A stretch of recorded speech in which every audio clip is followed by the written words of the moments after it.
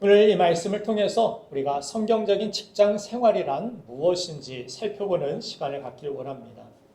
왜냐하면 우리는 인생에서 교회나 가정에서의 시간보다 직장에서의 시간을 더 많이 보내기 때문입니다.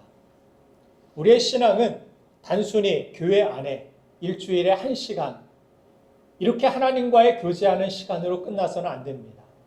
우리의 시간은, 우리의 영성은 삶의 모든 자리에서 주님과 동행해야 되고 주님을 바라봐야 되고 주님의 뜻을 이루는 삶을 살아야 합니다. 그것이 그리스도인이고 그렇게 하나님께서는 세상 속에서 우리를 부르신 줄로 믿습니다.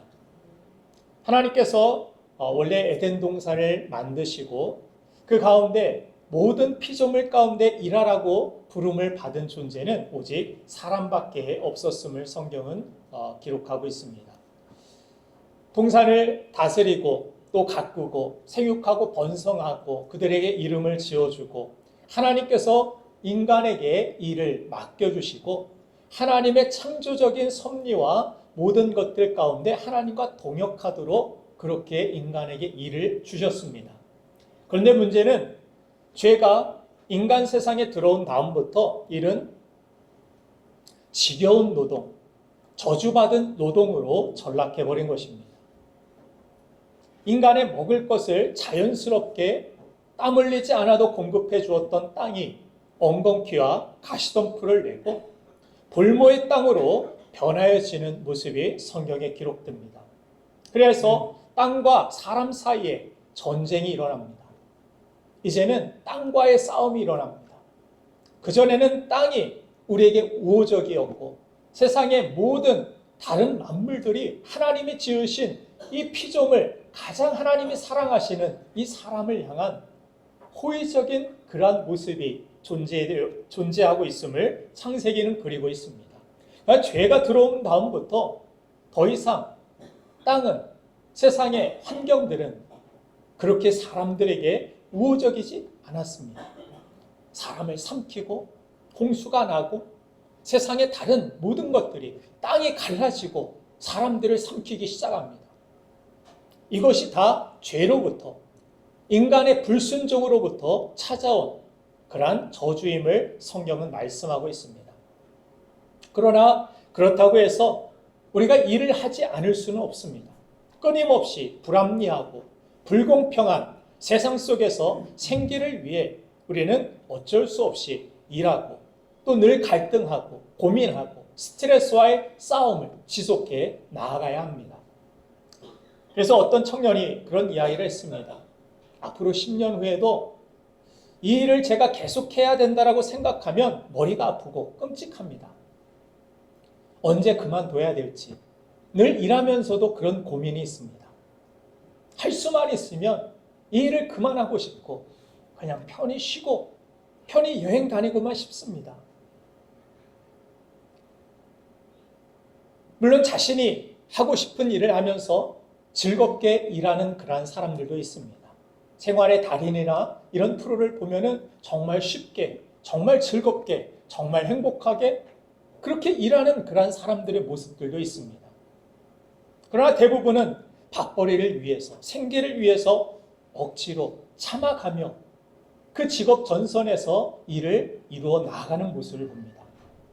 우리가 직업 전선이라고 부를 정도로 직장 생활은 고된 전쟁터와도 같습니다. 내일 직장에 출근할 생각을 하면 벌써부터 스트레스가 몰려오는 사람들도 있을 것입니다. 왜 이렇게 주말이 빨리 갔지? 이런 생각이 들기도 할 것입니다. 그런데 중요한 사실은 그 전쟁터와 같은 직장에서도 주님은 우리를 찾아오신다라는 사실입니다. 누가복음 5장을 보면은 깊은 데로 가서 베드로에게 그물을 내리라는 그런 말씀을 은혜 순종하면 기적이 일어난다 이런 말씀으로 이해를 하지만 예수님은 베드로의 일터 그 직장에서도 찾아오신 사건으로도 저는 그렇게 이해합니다. 예수님은 교회에서만 우리를 만나 주시는 것이 아니라 직장에서도 신방해 주시고 우리를 찾아와 주시고 우리와 동행하여 주신다라는 사실, 이 사실을 우리는 잊지 말아야 하는 것입니다. 베드로는 밤새 그물을 던졌지만 아무것도 못 잡은 실패의 자리에 서 있었습니다. 그때 예수님이 그 직장에 신방하셔서 그의 배에 오르셨고 그의 직장에 함께 하셨고 깊은 데로 가서 그물을 내리라는 대안을, 말씀을 주셨습니다. 그리고 직장에서 막힌 그 문제를 베드로는 주님이 주시는 그 지혜의 말씀을 가지고 풀어가는 모습을 또한 그리고 있습니다. 우리도 마찬가지입니다. 우리의 직장에서 막혀진 문제나 관계나 어려움들, 이러한 것들에 대하여서 세상의 방식으로 풀려는 것보다 하나님의 사람으로서 이 직장에서 주님이 주시는 그 말씀을 가지고 풀어 나아가려는 그러한 모습이 우리에게 필요한 것입니다. 오늘 본문에는 온갖 모함과 도저히 믿음으로 살아내기 어려운 환경에도 불구하고 하나님의 이름을 높이며 그 직장에서 형통한 삶을 살았던 직장 선배 한 사람이 소개되고 있습니다. 바로 우리가 잘 아는 요셉입니다. 성경에는 요셉뿐만이 아니라 총리였던 다니엘, 또 목동이며 왕이었던 다윗의 직장 생활에 대하여서 우리에게 잘 설명해 주고 있습니다. 뿐만 아니라 예수님도 목수로서 30년을 세상에서 보내셨음을 예수님의 직업까지도 우리에게 말씀합니다. 예수님 역시 일터에서 많은 민원들을 경험하셨으리라 이런 생각을 혼자 해보았습니다. 진상 손님은 없었을까?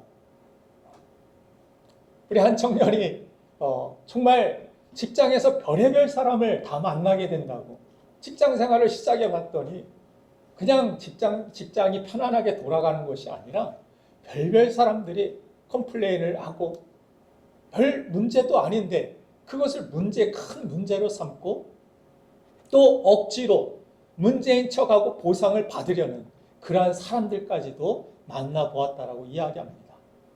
예수님이 목수로 일하셨을 때 물론 예수님은 완벽하게 일을 하셨을 것이라 이렇게 추측을 하지만 그러나 문제가 없음에도 그런 어거지로 진상 손님들이 있지는 않았을까 이런 생각을 해봅니다. 그런데 성경에 나온 이 믿음의 직장 선배들의 공통점이 한 가지 있다면 바로 직업을 하나님의 부르심으로 이해했다라는 것입니다.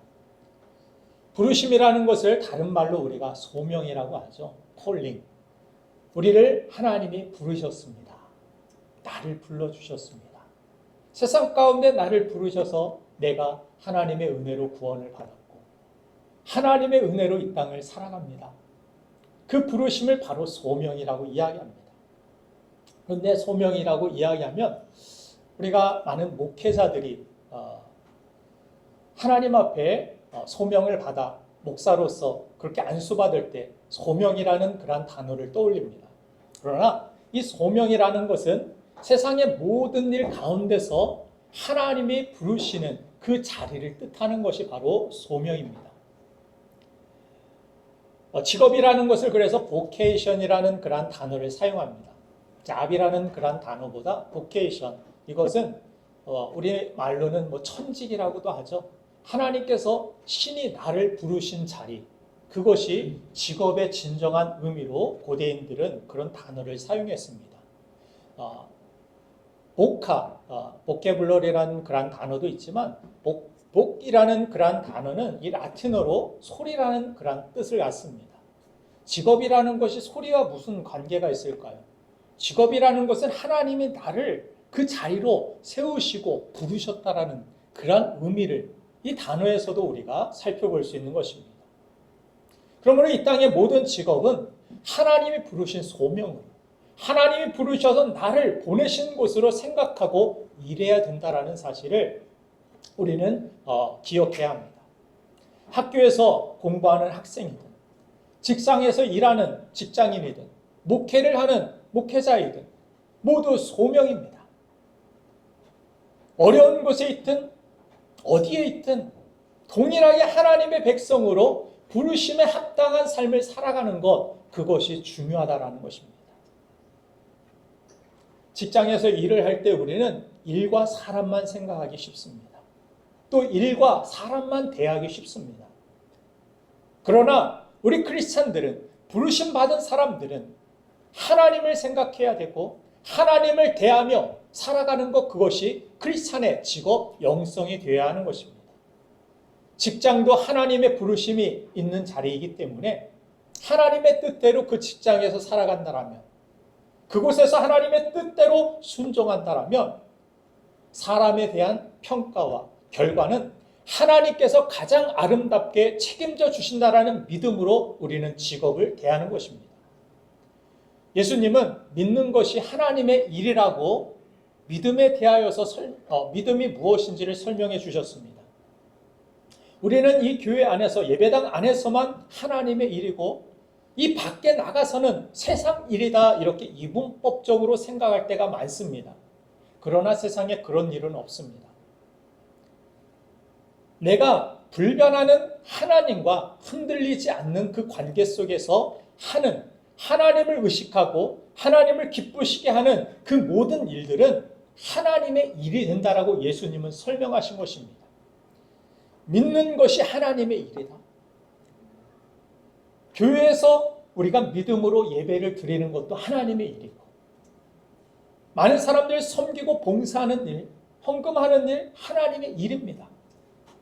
그리고 또한 직장에서, 또 가정에서 자녀를 양육하는 그 일도 하나님을 생각하고 하나님의 뜻대로 말씀으로 자녀를 양육한다라면 그 일은 그저 양육이 아니라 하나님의 일이 됩니다. 직장에서도 사람만 생각하고 일만 생각하는 그런 일들은 자기의 일밖에 되지 않지만, 그것을 하나님의 섭리가 있고 하나님의 이 자리에 나를 부르심의 뜻이 있고 하나님의 계획이 있음을 믿고 하나님을 의식하며 일한다라면 그 직장의 일들은 하나님의 일이 될 수 있는 것입니다. 여러분들, 하나님의 일이 되면 어떤 일들, 어떤 결과가 일어날까요? 하나님의 일이 되면 하나님의 인도하심이 있습니다. 하나님이 책임져 주십니다. 하나님이 주인이시기 때문에 하나님의 축복으로, 하나님의 은혜로 형통할 수 있다는 사실을 오늘 본문 요셉의 이야기를 통하여 우리는 잘 알 수 있습니다. 요셉이 오해를 받아서 감옥을 가든지, 형들에게 미움을 받아 노예로 팔려가든지, 이것이 중요하지 않음을 성경은 이야기합니다. 그게 얼마나 억울했는지, 그 상황이 얼마나 나빴는지, 요셉이 얼마나 힘들었는지, 그것에 초점을 두지 않습니다. 요셉이 그런 상황에서도 하나님을 의식하고 하나님의, 나는 말씀대로 죄를 지을 수 없습니다.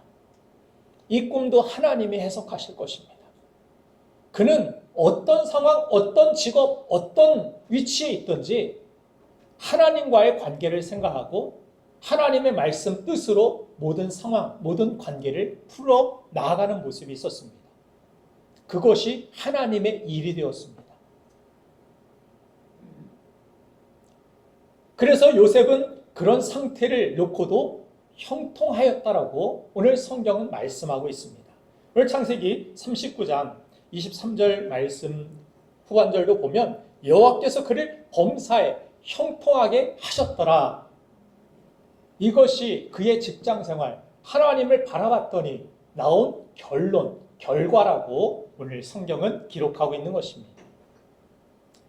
하나님과의 관계가 확보되면 우리가 진창에 빠져도 문제가 되지 않는다라고 성경은 말씀합니다. 우리가 누군가로부터 직장에서 오해를 받든, 오해를 받아 요셉과 같이 감옥을 가든, 노예로 팔려가든 미움을 받아서, 이것이 중요하지 않고 그런 상태에도 불구하고 하나님과의 분명한 관계가 있고 그 안에서 내가 해야 될 일들에 대하여 최선을 다하는 성실함이 있다라면 하나님은 반드시 그들의 길을 여시고 또한 그들의 결과를 합력해서 선으로 바꿔주시고 형통케 하여 주신다는 사실입니다. 이 사실을 믿으십니까?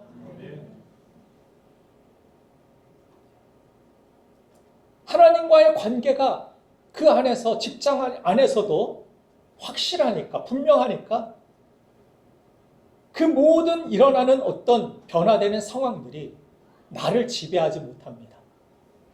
나를 망하게 하지 못합니다. 하나님과의 관계가 나를 지배하는 삶을 살았기 때문에 그 모든 어려운 상황 속에서도 요셉의 마음이 무너지지 않았고 또한 요셉의 삶도 무너지지 않았습니다. 오히려 더 잘 되는 인생을 살았고 형통한 인생을 살아갔던 것입니다. 요셉은 노예로 팔려가서 노예 일을 하고 있었지만 그러나 요셉은 노예 일이 아니라 하나님의 일을 한 것입니다. 죄수의 일을 한 것이지만 그러나 죄수의 일이 아니라 그곳에서 하나님의 뜻을 이루고 하나님의 일을 한 것임을 성경은 말씀합니다. 여러분들이 이러한 요셉의 상황이었으면 어떻게 했겠습니까? 인간적으로 생각할 때 탈출해서 형들에게 복수하고 싶은 마음도 있었을 것이고 포기하고 노예로 그냥 내 팔자지하고 그냥 체념한 채 살 수도 있었을 것입니다. 또한 보디발의 아내가 유혹해 왔을 때 그래 이것이 기회일지도 몰라 하고 보디발의 아내와 잘 해볼 수도 있었을 것입니다. 이것이 세상 사람들이 살아가는 그런 방식입니다. 그런데 요셉은 그런 상황에 묶이지 않고 오직 하나님께 묶이고 하나님과의 관계에 우선순위를 두고 중심을 두었기 때문에 상황이 그를 지배하지 못하고 하나님이 그를 지배하고 다스리시고 보호하시고 그를 형통케 하신 것입니다. 그래서 요셉은 노예라는 신분에도 불구하고 노예로 살지 않고 죄수라는 신분에도 불구하고 죄수라고 전혀 생각할 수 없는 삶을 살아갑니다. 그는 노예든 죄수든 어떤 상황, 어떤 직책, 어떤 직분을 가져도 하나님의 자녀로 살아갔던 것입니다. 우리는 흔히 이렇게 상황 논리를 많이 이야기합니다. 우리 상관이 얼마나 악한 사람인지 몰라서 하는 이야기입니다. 그 직장 상사만 생각하면 너무나도 마음이 괴롭고 직장에 가는 것이 두렵기까지 합니다. 공포스럽습니다. 또 우리 직장이 어떤 상황인지 몰라서 하는 이야기입니다. 그것은 팔자 좋은 이야기입니다. 그러나 상황과 관계없이 하나님 앞에 요셉과 같은 그런 믿음을 가지고 하나님을 중심으로 충성하고 성실하게 살면 그 삶에 대한 결과와 평가는 하나님이 책임져 주신다라는 것, 이것이 요셉의 직장 생활을 통하여서 우리가 배워야 할 점이라는 사실을 하나님은 오늘 이 시간 우리에게 말씀하여 주시는 것입니다. 그래서 하나님을 향한 이 신앙의 차원으로 직업을 대할 때 직업은 더 이상 지긋지긋한 노예의 일이 아니라 그것은 하나님의 일이 되고 하나님이 우리 생활을 책임져 주시고 책임져 주실 뿐만이 아니라 그 모든 기회를 통하여서 또 다른 기회를 만들어 주시고 하나님의 사람들을 하나님의 뜻을 이 땅에서 이루는 영광된 삶으로 이끌어 주시는 줄로 믿습니다. 하나님께서는 그렇게 그 모든 상황들에서도 하나님의 사람으로 노예에서도 그가 모든 것들을 성실하게 이루었기 때문에 창세기 39장 4절 말씀을 보면은 모든 소유를 자기 아내 빼고는 다 맡겼던 보디발의 모습을 성경은 그리고 있죠. 요셉이 그의 주인에게 은혜를 입어 섬김에 그가 요셉을 가정 총무로 삼고 자기의 소유를 다 그의 손에 위탁하니 믿고 맡길 수 있는 사람, 얼마나 성실하게 노예가 살았으면 노예 같지 않게 노예는 그냥 자기 오늘 하루 먹고 살 것 매 안 맞고 그냥 편안하게 지나가면 그렇게 눈치 보고 사람만 상대하는 그런 사람이 노예입니다. 그러나 요셉은 달랐다라는 거예요. 그냥 다 믿고 맡겨도 안 돌아봐도 괜찮은 그런 사람. 왜? 이 사람은 하나님을 경외하는 사람이고 이 사람은 뭔가 다른 사람. 창세기 39장 22절 말씀 보면은 간수장이 옥중 죄수를 다 요셉의 손에 맡김으로 그 재반 사물을 요셉이 처리하고, 간수가 스텝으로서 이 요셉을 세워서 모든 죄수들을 관리하도록 그렇게 만들었다라는 거예요. 요셉이 얼마나 죄수 같지 않게 살았으면 자신의 동료같이, 간수의 동료같이 그렇게 사람들을 살피고 돕고, 무슨 문제가 있으면 간수에게 이야기하고, 죄수로 살았는데 요셉은 죄수로 취급을 받지 않고 그렇게 사람들도 생각하지 않았다라는 거예요. 얘는 다른 사람, 모든 것들 다 맡기고 그래도 괜찮은 사람, 신뢰할 만한 사람, 성실한 사람. 세상 방식과 같이 살아가지 않았기 때문에, 죄수의 자리에서 죄수같이 살아가지 않고, 직장 안에서도 다른 직장인들과 같이 그렇게 살아가지 않고 하나님의 사람으로 살았기 때문에 이 사람은 달라. 이 사람은 신뢰할 만한 사람이야. 그래서 초대교회에 크리스찬이라 불리는 사람들은 누구보다도 신뢰할 만한 사람. 크리스찬 하면은 그냥 뭐 사인이고 뭐고 할 것 없이 그냥 다 맡겨도 괜찮은 사람. 그러나 이 시대의 크리스찬은 어떻습니까? 우리의 모습은 어떻습니까? 직장 안에서의 우리의 삶은 모습들은 어떻습니까? 크리스찬들은 죽는다 해도 진실만 말하는 사람이었기 때문에, 정직하게 그 모든 일들을 맡겨진 일들을 했던 사람이었기 때문에 초대교회에서 많은 사람들이 순교자가 그렇게 많이 나왔던 이유는 무엇입니까? 하나님이 나의 거짓 때문에, 나의 죄 때문에 독생자 예수 그리스도를 보내주시고, 주님은 나를 거룩하고 깨끗하게 하기 위하여서 십자가에 죽으셨는데, 그렇게 피 흘리셨는데 내가 어떻게 거짓되게, 내가 어떻게 세상 사람들과 똑같이 그렇게 살아갈 수 있는가? 내가 하나님의 사람, 하나님의 자녀로 내가 죽는다 할지라도 믿음으로 살았기 때문에 세상 사람들은 크리스찬들을 존경했습니다. 믿을만한 사람으로 신뢰했습니다. 요셉도 그 모든 상황에서 그렇게 살았다라는 것을 성경은 우리에게 분명하게 보여주고 있는 것입니다. 그래서 에베소서 6장 7절 말씀 보면은 사도 바울은 어떤 이야기를 합니까? 기쁜 마음으로 섬기기를 주께 하듯 하고 사람들에게 하듯 하지 말라. 직장인들의 불문율에 대하여서 그렇게 이야기합니다. 직장은 주께 하듯이 그런 마음가짐을 가지고서 직장 생활을 해야 된다. 우리 크리스찬들은. 눈가림하듯 하지 말고 사람을 기쁘게 하는 자처럼 하는 것이 아니라 그리스도의 종들처럼 마음으로 하나님의 뜻을 행하고 마음으로 섬기기를 주께 하듯 하고 사람에게 하듯 하지 않는다. 이 말 속에는 중요한 존재가 있죠. 크리스찬의 모든 삶의 동기는 누구의 기쁨을 위해서, 누구를 위해서, 누구의 영광을 위해서 존재하고 일하느냐? 하나님이시라는 것입니다. 직장에서 이런 일들을 맡아서 하는 일들, 그것은 우연이 아니라는 것입니다.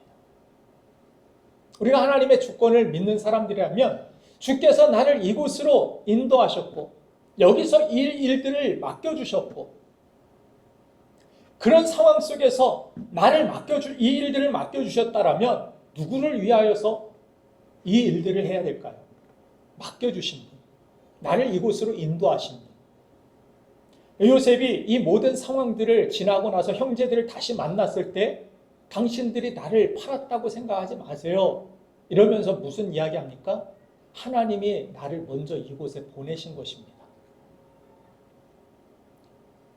이 사실로 우리가 유추해 볼 때 노예로 살 때 요셉이 이 노예 생활이라는 것을 어떤 식으로 받아들였을까요?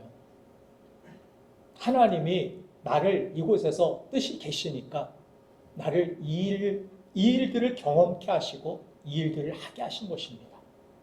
죄수로 떨어졌을 때 사람만 보고 반응하고 나를 모함하고 이 죄를 누명을 씌운 그 사람에 대한 미움과 분노로 자신의 감정을 그렇게 하소연하지 않고 이 모든 것들을 하나님이 이유가 있으니까, 뜻이 계시니까 이곳에도 하나님께서 이 일들을 경험케 하신 것이지.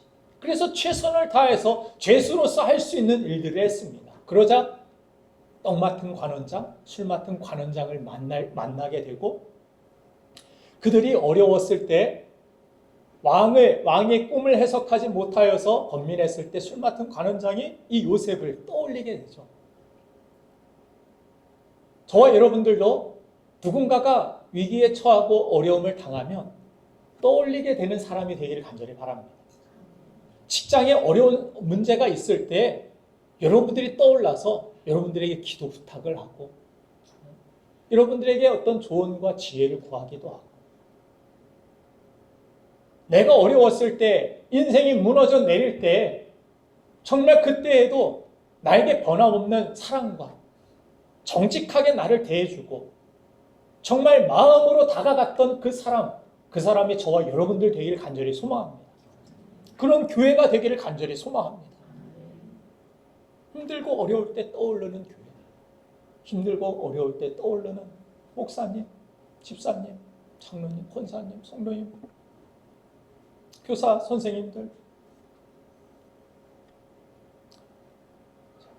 그래서 주님을 기쁘시게 하는 동기로 살아가는 사람들, 그런 사람들은 눈가림하듯 노예처럼 살아가는 것이 아니라 하나님의 자유, 진정한 자유인으로서 세상을 살아가고 세상을 울리게 되는 감동이 있다는 사실입니다.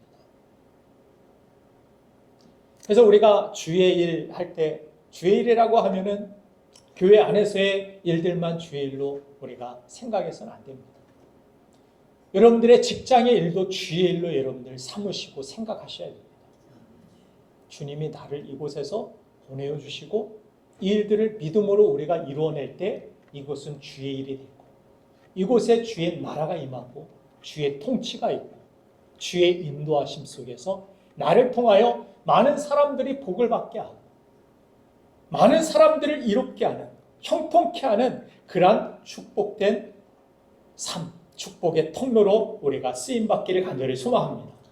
그래서 여러분들 한 사람을 통하여서 직장이 살아나고 직장이 형통하고 직장이 잘 되고, 그렇게 사람 눈치 안 보고 성실하게 일하는 사람들, 그런 사람들이 여러분들 직장에 가득하다라면 잘 되게 되겠죠.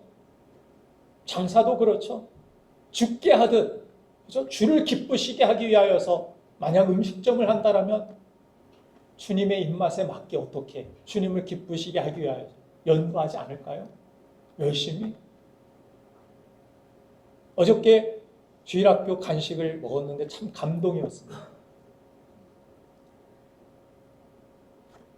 튀김, 특별히 튀김이 너무 맛있었어요.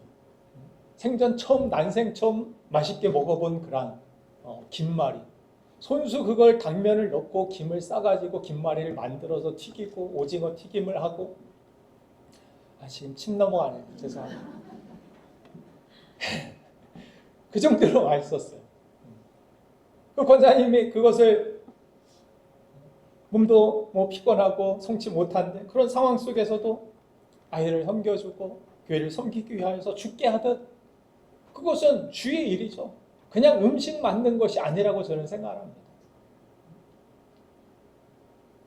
그런 음식뿐만이 아니라 여러분들의 삶의 모든 상황, 모든 분야, 그곳에서 죽게 하듯 우리가 할 수 있다라면 그 일들을 통하여서 누군가 살아나게 되고 누군가 감동을 느끼고 누군가 하나님의 섭리와 하나님의 사랑과 손길을 경험케 된다는 사실을 우리는 깨달아야 하는 것입니다.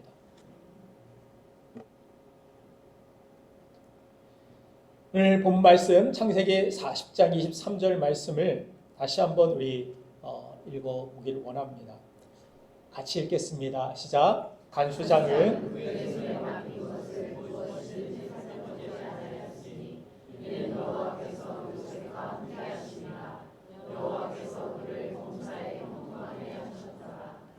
아멘.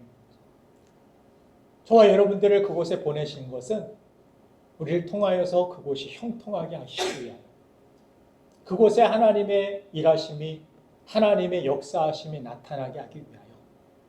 그런데 내가 정작 그 부르신 곳에서 믿음 없이 내 일만 하고 있다라면, 그저 지겹게, 그저 지루하게, 노예와 같이 그저 사람에게 하듯이 눈가림하듯 그렇게 살아가고 있다라면 그곳에 어찌 하나님의 나라가 임하고 하나님의 뜻이 이루어지겠습니까? 그곳에서 죽게 하듯 주님이 나를 이곳에 보내셨고 나에게 맡겨주신 이 일을 통하여 우리의 직장이, 이 회사가, 나의 사업장이, 나의 가정이 그 부르신 곳에서 나를 통하여서 잘 되고 형통하길 원합니다라는 그런 소망 가지고 내일 월요병으로 출근하지 마시고 소망과 기대를 가지고 출근하시길 바랍니다. 그런 소망과 기도의 제목을 가지고, 그런 기대를 가지고 나아갈 때 그곳에 하나님의 나라가 임하고 하나님의 통치하심과 하나님의 역사와 축복이 이루어질 줄로 믿습니다. 우리가 누군가 뭐하러 그렇게 뼈 빠지게 일하느냐고, 적당히 그냥 눈치 보면서 그렇게 일 안 하고, 열심히 일한다고 해서 월급 올라가는 것도 아니고, 누군가 알아주지도 않는다라고, 누군가가 그렇게 이야기할 수도 있고 내가 그렇게 생각할 수도 있을 것입니다. 그러나 우리가 주님 앞에 서는 날, 내 생애를 마감하고 천국에 가는 그날에 주님이 나를 아시고 그 모든 일들, 주의 일들로 우리가 했을 때 그것은 교회에서만 한 일만을 하나님께서 인정하시는 것이 아니라 그 모든 일들, 직장의 일이든 여러분들 자녀를 기르는 일이든 모든 일들이 헛되지 않고 주님이 인정하시는 주의 일이 되는 줄로 믿으시길 바랍니다. 그래서 주님이 그것에 대하여 상을 주시고 보상해 주신다라고 성경은 분명히 말씀해 주고 있습니다. 골로새서 3장 24절 말씀을 우리 한번 같이 읽고 말씀 마치고자 합니다. 같이 읽어보겠습니다. 시작. 이는 기업의 상을 주께 받을 줄 아나니 너희는 주 그리스도를 섬기느니라. 아멘. 모든 일을 주께 하듯 주를 섬기듯이 하십시오. 그러면 이 모든 기업의 상을 주님께 여러분들이 받게 될 줄로 믿습니다. 주님 앞에 서는 날 모든 직장에서 행한 일들이 그저 노예로 살았던 그냥 지긋지긋한 삶이었습니다라고 고백하지 말고 그 모든 일들을 주께서 인정하시고 주님께서 상 주시고 그 모든 어려움과 모든 상황 속에서도 주님 생각하며 주님 바라보며 믿음으로 살아낸 그 모든 직장 생활에 하나님께 상이 되는 그런 믿음의 축복이 있기를 주님의 이름으로 축원드립니다. 이 시간 우리 함께 기도하겠습니다.